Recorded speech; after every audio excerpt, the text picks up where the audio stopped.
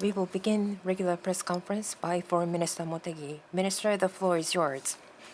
I have one opening comment regarding emergency assistance to Venezuela. Due to the recent earthquakes that occurred in Venezuela, there are large number of casualties and extensive damage. As a response to damage caused by the earthquake, decision was made to provide emergency relief supplies to Venezuelan government through JICA, namely plastic sheets, polytanks, and water purifiers. In order to understand the need for medical care, recovery, and reconstruction on the ground, from June 26th, Friday last week, JICA survey team has been dispatched. We will be expecting report from the survey team, but the government of Japan will take into consideration the local need and will continue to consider the necessary assistance such as dispatch of Japan Disaster Relief Team and provision of emergency grant. That is all I have at the outset. If you have a question, please raise your hand, and when called upon, please approach the nearest microphone and give us your name and affiliation. Miyawaki-san from Asahi, please. My name is Miyawaki from Asahi Shimbun. Mr. Minister, you will be meeting Ukrainian Foreign Minister Shibiha to convey the unwavering support for Ukraine by Japan. There are some, however, who express misgivings of a possible decline in Japan's engagement with Ukraine based on the fact that face-to-face meetings between Prime Minister Takaichi and President Zelensky have yet to take place, even during the G7 Avian Summit. Could you share the government's view on the support for Ukraine?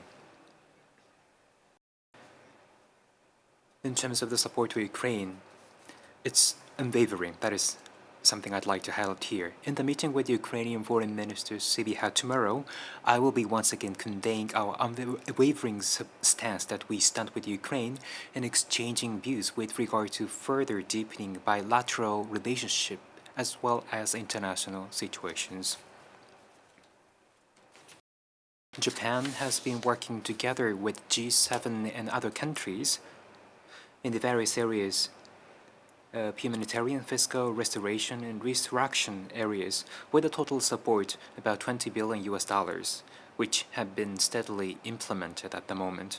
In the future, we will continue to working closely together with the international society, and from the perspective of making Ukraine society and economy more robust, we will be promoting initiatives in the areas including restoration and reconstruction in both public and private sectors.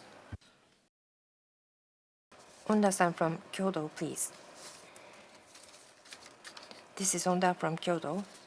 Starting tomorrow, July the 1st, in China, ethnic unity and progress law will be implemented. There is a concern that this may accelerate minority assimilation policy. The law is to pursue legal responsibility of actions that destroy the ethnic unity, even by foreign organizations or individuals, and concern is raised regarding possible impact on Japan. What is the view of the government of Japan? As you pointed out, from July the 1st, from tomorrow, I am aware that the law will be implemented, but it is a law of another country regarding the interpretation and application of individual provisions under the law. The government of Japan is not in a position to provide answer. In any case, keeping in mind the concerns that you have referred to, so that the safety of Japanese people will not be harmed, we would like to take appropriate measures. Nagahara from Sankei. Nagahara from Sankei. On the June 30th local time, Mercosur Customs Union, comprising 5 countries, including Brazil, is scheduled to hold a summit of its members' nations to decide on starting negotiations for an EPA with Japan. What is the significance of entering the negotiation with Mercosur? Further, LDP members affiliated with farm organizations raised some concerns over the potential impact on the Japanese agricultural sector. How would the Japanese government be responding to these views? First, with regard to Brazil, in the Japan-Brazil fight this morning, I think the Japanese national team fight a very excellent battle. Unfortunately, we were defeated, but Mercosur of which Brazil is a member nation, and there's a significant great potential, while at the same time, people on the ground in Japan in agriculture and farming industries do raise concerns on an EPA with Mercosur, and we take this very seriously. On this, in the Japan-Brazil summit held the other day, Prime Minister Takaichi shared this with Brazilian President Lula. I have heard the request from industry associations myself and heard their requests. And the government formally take this matter, including sensitivities such as 5 key agriculture products, which have been highly well regarded in the times of TPP negotiation. But including these sensitivity items, we take this very firmly.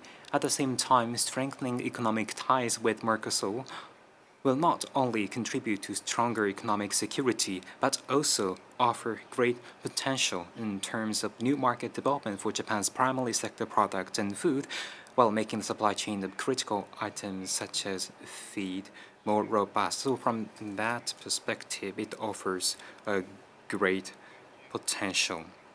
So that is the significance we can identify. And also Mercosur countries, part of Global South. So from the perspective of strengthening our collaboration with Global South, it has a strategic significance.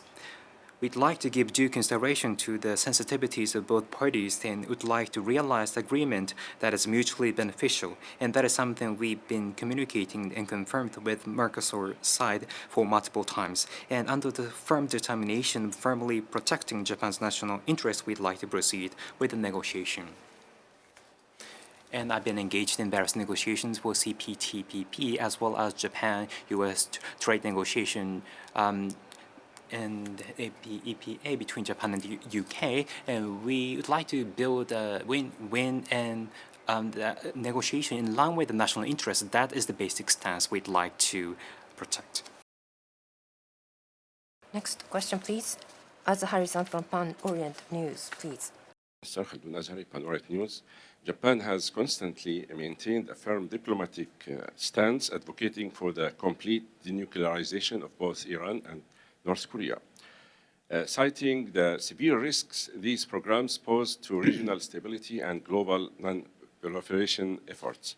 However, this position is frequently contrasted with Japan's muted approach toward Israel's nuclear arsenal that is reportedly used to threaten Egypt, Iraq, Palestine, Syria, and Lebanon.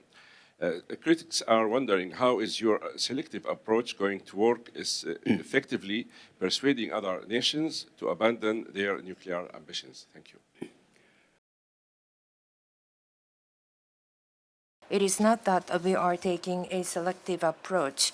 That is what I would like to clarify at the outset. Towards achieving a world without nuclear weapons, international society is making efforts, and to lead such effort is the mission of Japan as the sole country that suffered from atomic bombing. As for Israel's policy of neither denying or confirming the position of nuclear weapons, I understand that that is the policy, including Israel, towards other countries. Japan has communicated the importance of maintaining and strengthening international non-nuclear proliferation regimes, including NPT, and has conveyed to them to become party to NPT, including towards maintaining and strengthening NPT. Japan will continue to persistently and steadily make realistic and practical efforts towards realizing a world without nuclear weapons. Are there any other questions? If not, we will end the press conference. Thank you very much.